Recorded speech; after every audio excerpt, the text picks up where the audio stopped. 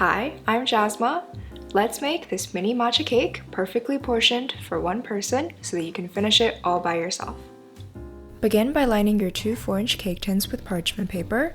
I started pre-cutting mine since I make cakes quite frequently now and it saves a surprising amount of time. What is this? Now to get started on the wet ingredients, crack an egg into a bowl, add in the white granulated sugar, and whisk this until the eggs become pale. You don't have to whip it up completely, but this just adds some extra air into the cake. Then add in the milk and flavorless oil and mix until everything is combined.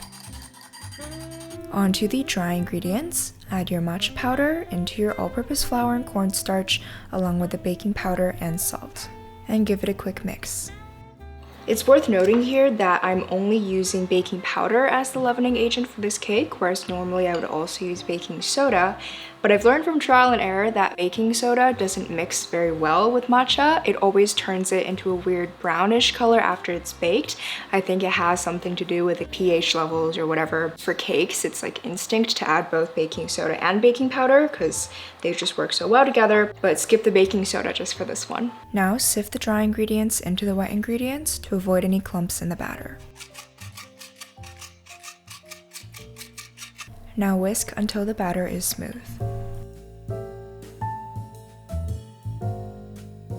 The batter is ready to go into the cake tins.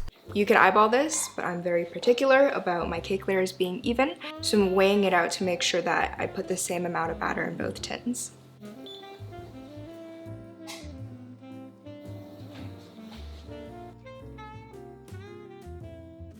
I'm attaching some prepared cake strips onto the cake tins so that the layers will rise evenly.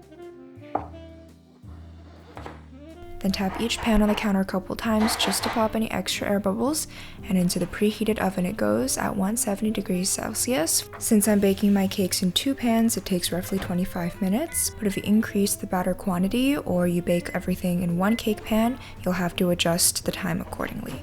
Just do the toothpick test to know if the cakes are fully cooked. Once they are, I'm transferring them onto a cooling rack so that they can cool completely. You want to gently remove them from the pans using a butter knife and then peel off the parchment paper from the bottom.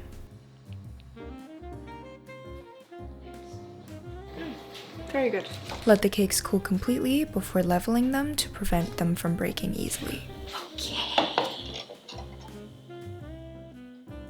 I only remove the dome from each cake so that they can stack evenly, but you can also cut them into more layers. Now we can move on to preparing the frosting. Mix the matcha powder with the granulated sugar to avoid the matcha from forming clumps in the whipping cream. Then you can pour that in and whip this until stiff peaks form.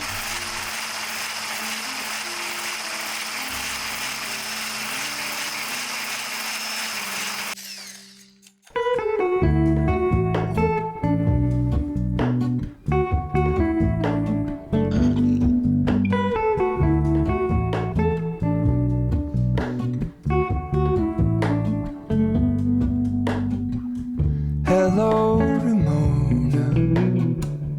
I can't shake the simplest feeling beyond the ghost. We stand on the opposite shore. Hello, Ramona.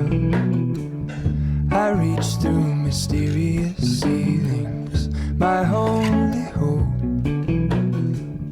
I look for the things I don't know.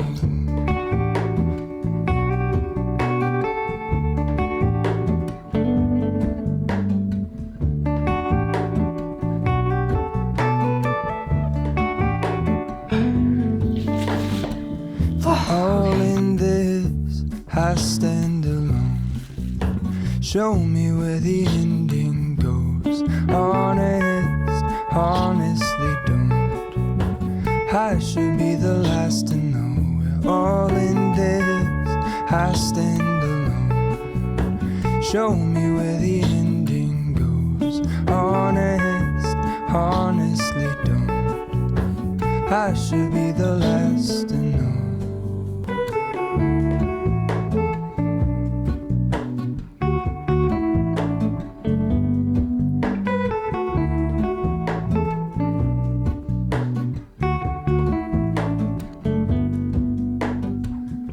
Hello Hello, Ramona. I mistook you for a dream. The engine glows, and I guess you always seem to know. Hello, Ramona. I push back the serious feeling. The end's unknown. To get back the life I used to know.